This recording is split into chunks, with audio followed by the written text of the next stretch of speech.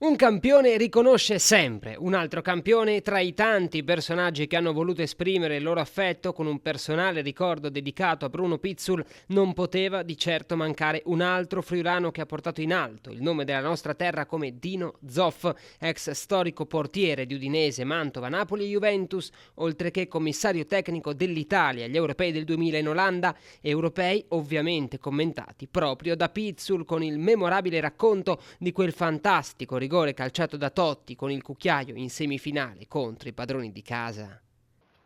Un telecronista straordinario che guarda la partita senza svolazzi, insomma, a parte questo così di immediato, poi naturalmente mi riporta all'amicizia che c'era tra noi, che qualche estate si passava assieme, mangiare sotto l'albero a casa mia.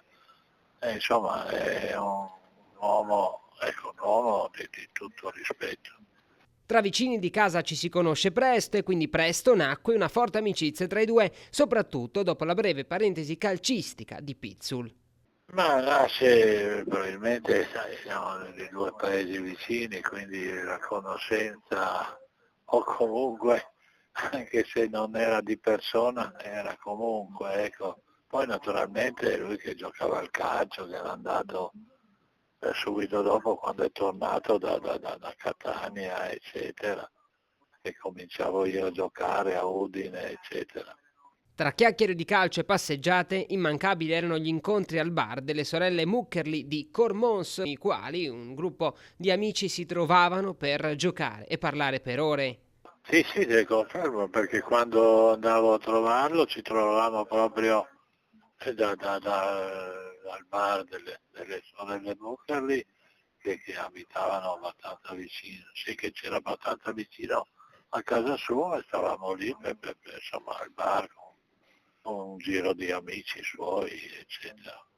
Non poteva mancare poi in chiusura un divertente aneddoto su Pizzul che non volle mai prendere la patente confidando sulla bontà e la pazienza della moglie. Ma no, di aneddoti, a parte che era spiritoso, di aneddoti c'erano nel parlare comune, nel